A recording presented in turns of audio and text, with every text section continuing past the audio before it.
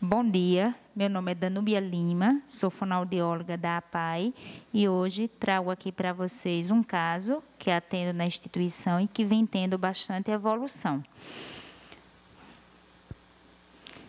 Inicialmente, no meu trabalho, eu faço uma anamnese, onde eu procuro conhecer a história de vida de cada criança e, a partir daí, traçar o meu planejamento terapêutico. Essa criança, ela foi encaminhada por um cardiologista e chegou em minhas mãos no dia 27 de 6 de 2017, com queixa relatada pelos pais de uma criança molinha, com desenvolvimento neuropsicomotor bastante atrasado e com dificuldade de comunicação, devido na época ela não conseguir verbalizar nenhum tipo de som, exceto o choro. A gestação dessa mãe foi de 9 meses, o qual foi uma gestação bastante conturbada, porque ela teve vários problemas de saúde, como pressão alta, sangramento, desmaios, e a gestação não foi nada fácil. O parto dessa criança foi um parto normal, e bastante complicado, porque na hora do parto a mãe teve um desmaio e a criança teve que ser retirada a fórceps. Com poucos dias de vida, essa criança apresentou um problema de saúde. E aí ela teve uma grande pneumonia e entrou no centro de terapia intensivo, o qual passou alguns dias. Após sair da UTI, ela foi encaminhada para fazer uma bateria de exames, onde foi diagnosticado que a criança tinha síndrome de Down. A criança ela sempre dormiu bem, mas não tinha uma boa alimentação, porque ela tinha dificuldade para sugar. Sempre que ela sugava, escorria líquido pelas comissuras labiais. Próximo. Depois que eu colho todos os dados da criança, eu faço o meu processo de avaliação, onde começo pelos OFAs, que seriam os órgãos responsáveis pela toda a estrutura fonatória, e a estrutura dessa criança estava totalmente alterada, tanto no repouso quanto na ação. Os OFAs ao qual me refiro seria lábio, língua, bochechas, dentes e céu da boca. Depois é avaliado a sensibilidade, onde essa criança tinha uma inadequação, pois estava tudo alterado, tanto a sensibilidade perioral, que é essa estrutura fora do rosto, quanto intraoral. A criança apresentava bastante cialorreia, era o tempo todo babando, e a boca o tempo todo aberta. Na época, ela não deixava ser tocada, tinha dificuldade no manuseio, porque a sensibilidade dela era alterada, e ela chorava bastante quando iriam sendo feitos os exercícios. Em relação à percepção visual, ela sempre acompanhou todos os objetos lúdicos mostrados com o olhar, mas ela inicialmente não tinha interesse pelos recursos sonoros. Então, eu solicitei um BERA, o qual deu normal, e a partir daí nós passamos a estimular também os estímulos sonoros.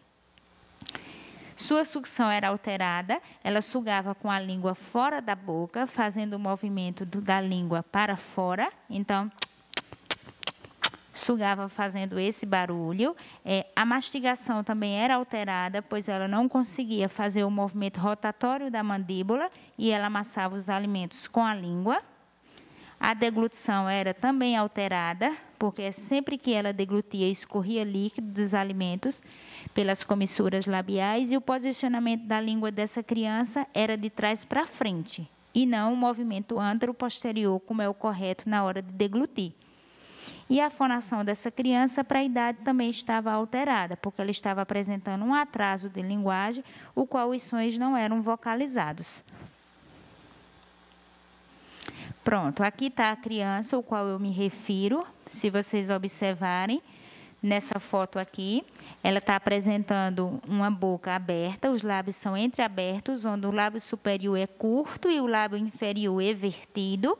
Ela passava o tempo todo com essa boca aberta, tendo uma respiração oral, e a língua o tempo todo no assoalho bucal. E aqui são os pais da criança, o qual vem conduzindo comigo todo o processo terapêutico dessa criança para ela obter evolução. A partir daí foi iniciado o meu tratamento. Então, primeiro a criança apresentava alteração comportamental. Então, ela foi encaminhada para um psicólogo, tanto a criança quanto a mãe, para me ajudar no processo terapêutico, porque a criança apresentava bastante irritabilidade durante as terapias, chorava o tempo todo, não permitia ser manuseado na cavidade peri-intraoral e a mãe não sabia lidar com essa criança, apresentando angústia o tempo todo. Depois que eles passaram por um processo psicológico, ajudou bastante o tratamento em relação a esses recursos. Foi também trabalhada a atenção e concentração dessa criança, o qual esse foco é constante de busca, né? Onde houve uma melhor atenção e concentração hoje, mas a gente procurou fazer com que essa criança realizasse algumas atividades, porque sempre que ela pegava os brinquedos, ela não sabia como explorar, sendo bastante disperso em terapia, onde não se concentrava em nenhum foco, não tinha interesse pelas coisas oferecidas. Foi também estabelecida uma rotina, pois essa criança não tinha hora para nada, e onde foi bastante difícil inicialmente ser conduzida essa rotina com os pais, porque eles se mostravam perdidos. Então, hoje, essa criança, ela exerce uma rotina diária, dentro dos limites e potencialidades dos pais, mas que tem ajudado bastante no processo terapêutico. Foi estimulado brincar, pois sempre que era oferecido algum brinquedo para a criança, ela não sabia explorar, jogava os objetos no chão com agressividade e não sabia realizar uma atividade específica com aquele brinquedo. Hoje, ela já consegue brincar com maior funcionalidade diante do que a gente almeja. Foi também estimulada a independência dessa criança, para ela ter um melhor controle nas atividades de vida diária, como comer sozinho, calçar o sapato, retirar a sandália, procurar vestir a roupa dentro do possível. Hoje ela já consegue executar algumas atividades dentro de suas limitações, mas que precisa ainda ser buscado muito mais. Em relação aos OFAs, nós ainda estimulamos essas estruturas fonoarticulatórias, mas houve uma grande melhora, tanto no repouso quanto na ação.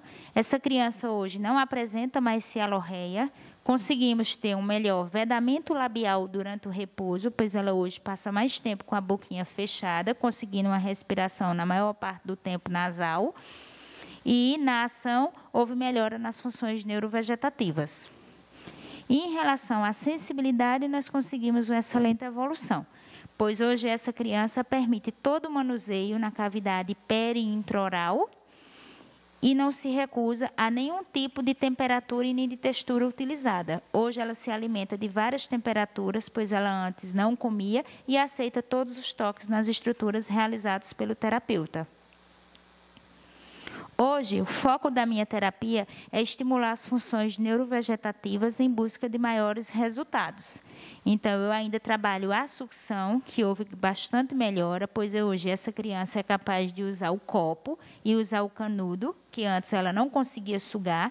Ela hoje não derrama mais alimento pelas comissuras labiais, tendo tido um grande progresso nesse aspecto. É estimulado também a mastigação. Hoje ela consegue comer todas as consistências oferecidas, líquidas, sólidas e pastosas. Consegue ter um movimento de mandíbula mais rotatório, mas que ainda precisa ser melhorado. Em relação à deglutição, ela consegue hoje deglutir todas as temperaturas, temperaturas quentes e temperaturas frias, não tendo nenhuma rejeição com o tipo de temperatura oferecida. E na fonação, essa criança hoje já está produzindo vogais, encontros vocálicos, palavras soltas dentro do contexto inserido. Realiza alguns sons onomatopeicos e isso, cada dia, ela tem melhorado mais e mais em relação à linguagem oral, pois antes essa criança não falava nada. E também nós trabalhamos constantemente com orientações à família, porque numa terapia nós não conseguimos nada sozinho. E os pais, eles mesmo assim não realizando tudo que a gente pede, mas eles têm colaborado bastante com esse processo e eu sempre faço cobranças em cima disso. Porque o trabalho terapêutico é um trabalho que é feito em equipe. Essa criança, ela passa por fono, passou por fisioterapia e passou por psicologia, como também é um trabalho feito com os pais, que estão em constante rotina com a criança. Aqui eu mostro um vídeo onde tem a evolução obtida com a criança em relação à linguagem oral e à postura dos órgãos fonoarticulatórios. Nesse vídeo vocês vão ver que ele produz diversas palavras e diversos sons diante do contexto trabalhado.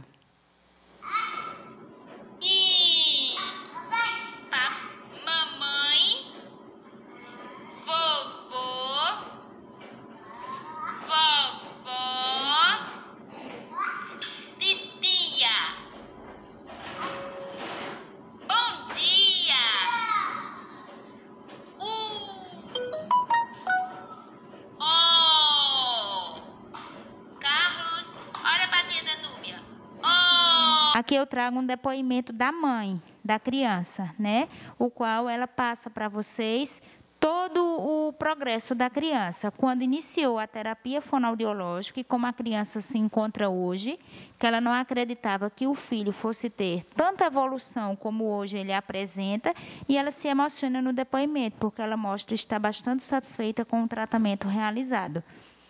Boa tarde.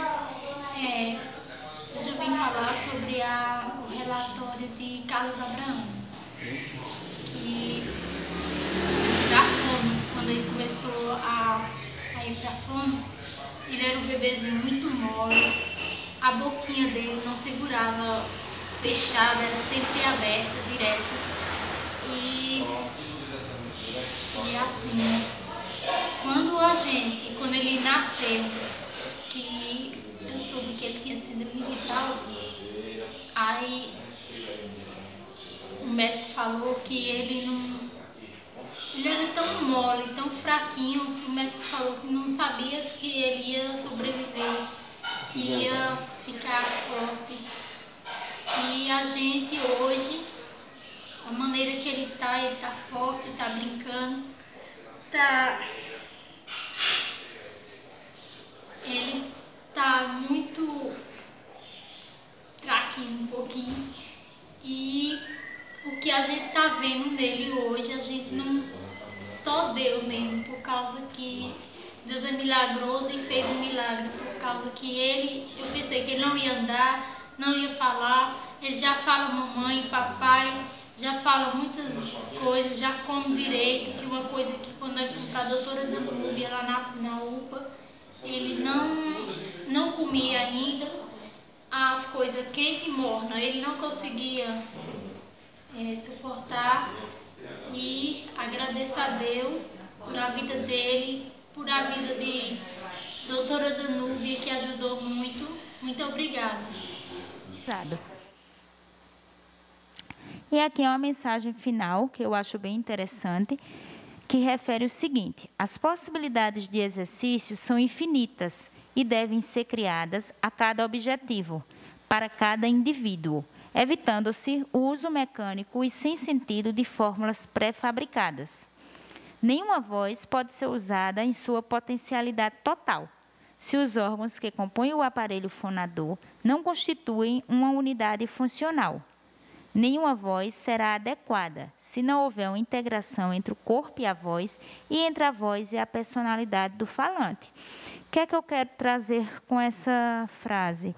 É dizer que, assim, não existe uma técnica específica para cada paciente. Nem sempre aquela mesma técnica dá certo com todos os pacientes, porque cada caso é um caso. E cada paciente tem uma particularidade específica. Na minha conduta profissional, eu acho sempre interessante buscarmos cada dia mais e mais. Todo paciente ele tem o seu potencial de evolução, e quanto mais buscamos e mais estimulamos, mais resultados conseguimos. Meu muito obrigada.